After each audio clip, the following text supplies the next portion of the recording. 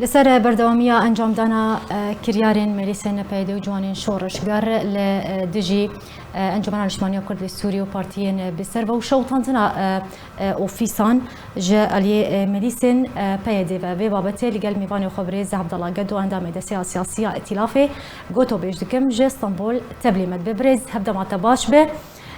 ده چند روژن در باسبوی ده هیشت براغهن انا كسيو بارتيم بسرفه جالي ميليسن بيدي وهاتن شوطاندن بآوايا كي ام بيجن استا كرياران فيجاري قالكي دجوار كريا زيده كريا جبركو افجارا يكما بفيرانجي ام بيجن هفقس هجمار جا اوفيسن انا كسيو بارتيم بسرفه هاتيه شوطاندن جالي ميليسن بيدي ودوهجي مالا چالك فانكي بناوي نظام الدين عليكو درنگيا شوا بوري ارمانچ كرزيان مادي مزن بمالاوي گهشت خوازم دست پیک دش روایت لسر گورکرنا آستا کریارین ملیسن پیدو جوان شورش کرد بزانی بم لیدجی انا کسیو پارتیم بسر بکرم بکن سلاف بو بینرو بیسر آرکه سرچاوا براستی جهه مخابنیه لی دهمان دمی دیجی لسر ملت ما و تایبتی لسر كسن سياسي وروشنبير ايغو تشوبيني يعني خطا افي سيستما بيدي وبككي بيغومانجين يعني نجاريكي بل واز هي بدارم قاداوي بي لي ازنا باورم اف يعني بشتي مخابن بشتي كو ديالوغا كردي لسر دستي امريكانا واليكاري واي اوروبي دبن لي هر وقو قال لك جو كرداجي دوسو كرداجي دبيجن افانا نباورن بديالوغ ربدانستان دينير تاني جخر الدرباسبونا دمي دقرن يعني اوجي مسلاك اوجي شروبات جير جركي بيتر جريداي بهالوستا تركا وارتشا تركي جوان يعني او امبيجن اقربستي كو تركار اعلان كربون وبجينبونه خياي راست يعني تديالوج الجموع نجرنجي اجا هر جاري وشخر بهانه كي درخينن بري چند روجا ايريشي اوبراسيون ارتشا تركي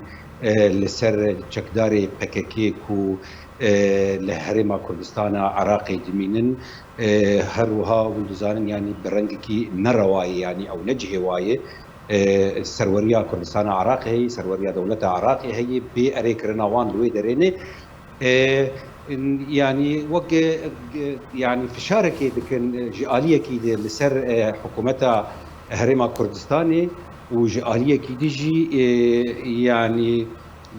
دخوازن کو کردی سوری و بتایبتی انجمن الاسلامی کردی چاپترسان دی بکن يعني دبيجن خدي غرافي انجمن الاسلامی کردی و پیشمرگ روج اوار لپیشیا ارتشا ترکی وکیلی يعني وگو يعني حتاني چه رادي الاوي كردا هن ودوربيني واهن حياني غوريا پیشواكن و چما ريا پیشواكن يعني ما ام وك انجمن الاسلامی کردی يعني ميدانا ما تني سوريا كردستان سوريا ام تو دستوردانا تو دبري دد ناكن يعني بريز عبد الله شو قال لك شرو وكاري سياسي قال لك تشاف دير دبيجن افتشتي كون هارو جافاي كردستان رودي ده باواي كري باسكري تيرودان يعني بلانك داريشتي جاليه بككي وباسكين بسربه تشي ميليسن بهدي بتجي جوانين شورش قربه يعني بشتي ام بيجن غوركرنا اسك كرياري ميليسن بهدي لروجافاي كردستان بتايبتي لدجي انا كسي ولدجي بارتين بسر انا كسي ولدجي تشالك فانين والي جرين انا كسيو بارتين بسربه باش انها بككي وباسكين بسربه تشي بلانك يد دمان هذا لروجافاي كردستان جي بي جي دكن پککی هم پید زانن يعني ميدانا وي سرکت جي گوجه درکتی ترکیه کردستان ترکیه لأوي دري نكاري كارو خباتي بكي بري خدا كردستان عراقي بري خدا كردستان سوريا هر تشتكي بدس نكاري بقري يعني او دخوازي يعني همان سياستها كو ايراني دمشين ايراني وبيت زان يعني آلاف خل هر دبري بلا كريه جي سوري وجي لبناني وحتى اليمني أو جي بويرنجي إيرو يعني بارقها وي سركا إيرو قنديلة القنديلة الويدر جي نكار تشتكي بك جخر إيرو لكردستان سوريا ولرجلاتي فرات جخر كري وك بنجهك بارقهك جوكارب الويدكير يعني هبونا خوا بتجيبك ایرو براستی تشتک هات خویا کرد جو کردی سوری تایبتی اف کردی سوری یکو نبشر پککیو پیاده ونه او راستیا گو دخستم کو وشیرن گو پیاده خودی گراوی نگریدایی پککیوی ایرو هات خویا کرن گی پیوی گریدایی برنگی کی عضوی یعنی وگود بیجن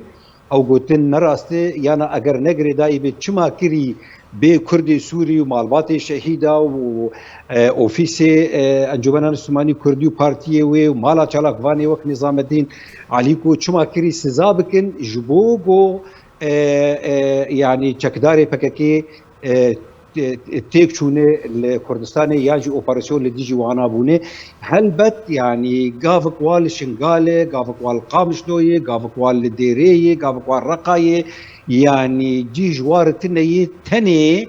ايغو سركشيه ابي مساله دك قنديل براستي برا نما يعني روج بغرباله نايب بشارتن برا ايدي ملتي ما بريز يعني ده ما فان ده يازا سالين درباس بوي ده جدما كون افچين كردي هاتي را دسكرنج بوي بيدي جي دستي رجيم اسد حتى نهابن بيكرن يعني دي در حقي ولاتين كرده دي در حقي انا كسيده بارتيم بالسرفه در حقي زاروكين بتشوك جوان كرده حتى نهاجي بردوامه ليه وكم من قوت يعني دوان چند روجن درباسوي ده اسا كرياري وان قالكي غور تربويا باش اگر امن سر مطرسيه غور كرنا بردواميه وان كرياران بسكنن قالوا در انجام ويتشبن چ مطرسي لسر دبري بگشتي وخلكن روجاوي كردستاني بتايبتي بك بيدي وسيستماوي يعني عيني سياستها الرجيم السوري يرود ماشين الرجيم السوري قوتن يعني بيزان بعربي سوريا المفيده وسوريا غير المفيده قوتن يعني سوريا بري 6 مليون بو يعني ديسا برا فقر وقت بريت يعني نا بروبلم ایرو گاواگ پیاده و چکدار پیاده و ناوی چی جوان شورشگر و ایده يعني بوي رنگي هوفانا بري خوددن بارقها وبري خوددن مالي ولاتيان يعني ددوخ ياكرن اوجي برنگي كي دد بيجن روجلاتي فراتي بكيرهاتي وانا بكيرهاتي ام يعني اغو فيدي بدي في مفيد وغير مفيد بوي رنگي تيك يعني براستي يعني انجامي تشتكي قلكي خرابه بري خلكي ديسا بدن سينورا وديسا يعني بدركرنا ملتي مية يعني او خورتو قيزيماك يعني حتى ايصال 10 صال 11 صال امبيجن راقربون يعني دخوازنك برافانيه دبر ولاتي خد بكن ليفي ضغطوا في الشارع مازنق دن دخوازنك ديسا خلكي بنابر بكن بيشتي 1 مليون كرد ايرو جي كردستان سوريا دركتيه اف ضغطوا في الشارع هي براسي ويريفك ابي مساليره تفي يعني ام بهيفيني وباوريا ما قالكي هي وخلكي ما قالكي راقريه يعني بكن لي ارمان جواب راسي خوياي اول برز اگر ام لسر هلوست امريكا جي بسكنون دستوردان امريكا دوي درباري دو خصنا في شاري لسر ميليسن بيدي لروجافاي كردستاني شخوا بشتي انجام دانا ام بيجن في كرياري يعني شوطان دنا اوفيسر انا كاسيو بارتيم بسربه بالوسخاني امريكا لشامي تويتك بالافكر فكر خوا ج وان كرياران را نيشان دا باش يعني بريان هاجي دماكو اوفيسن انا كسي بريان ها تو شوطان دن جاره كدن تويت بالافكر بو يعني بنارينا تا بالافكرنا تويتان و ام بيجن داخو يعني بتاني بسن حتى كو افكريار يعني كريارين مديسن بايدي روجافاي كردستاني ورا راوستاندن يعني تش اركل سر امريكا داكو شاركه بخسر بايدي وافكريار وبن بيكرن ورنا راوستاندن سينورا كورداني بديتنا ما جخوا چالاكي جو انجمن اجتماعي كير يعني ام بيجن يعني نفيزغهاوي تكليه جدربه مكتب العلاقات الخارجيه نونري انجمن اجتماعي كردي هر دفره كده لهريما كردستاني لتركيا لاوروبا دانو ساندني كوكرن بامريكانا باوروبيا يعني بدوسي خور يعني وك ديتنا كي لجم دوسي كرداتشي بو امريكان واوروبي وايدي يعني براستي ايدي وقود بيجي كيرجيا هستي مترسيك تشيبو جي ايدي انجمنا الاجتماعي كردي اعلام بكي بيجي امي اوفيسيو خبرن يعني اوفيسيو خبري دس على ما فكرن لسردستي امريكانا ولسردستي فرنسيا ودبن بختي واده يرو غابا غبيشو وتاندين امريكي واوروبي جيان نتيجه كي قد بيج انجمنا الاجتماعي كردي اعلانا قرتنا اوفيسي خبكي وحتى بيجي درجاك الدنيا تبدي اعلام بكي او ديالوغا ما تيكشو يعني يرو او كسي يقول يعني جارانتور يعني ام بيجين نما باركي خرادبه از بيجم جبروي كيجي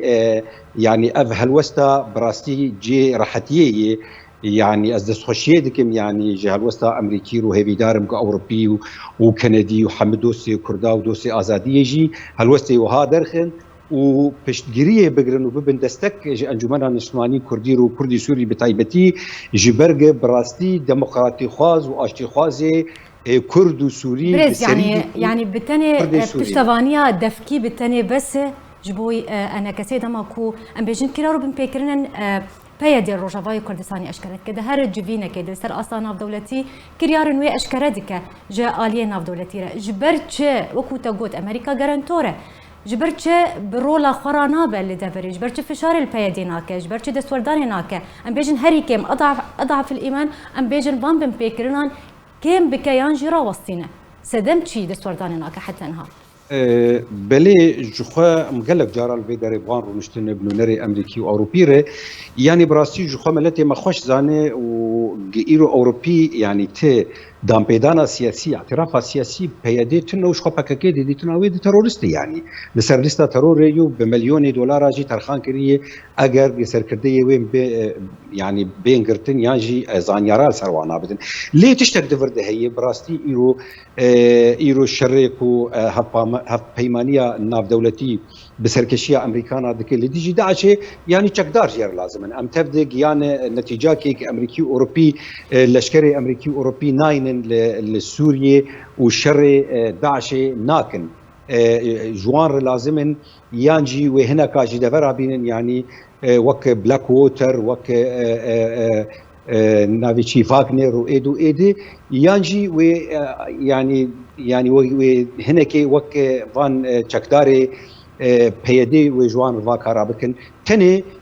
جبو الشر بداعشر افشرفاني بيدي وبسر بيدي دوي سيستمي دي جوان لازم يعني وكيدي تو بيدانا سياسيتنا امجي جرك ام في دبرتشابي خور درباسكن يعني براسي بيدي كي جوان وما فهم كري او يعني ايرو برلماني اوروبي وامريكي نمارد دنكي ارتشي وا برنجي كي ام بيجي النظامي درباسي سوريا ودفري دبن جوالاتي خدر كبن وبرافاني يعني ام بيجن يعني بشوبين يعني شربكن بداشر او يدر تنيج بو في جوار بيوست هبونا تيكليكي لشكري بشرباني ناليتشي بچكداري بيديو باكاكير يعني بريز هر شخو ام لسر تويتان مسكنين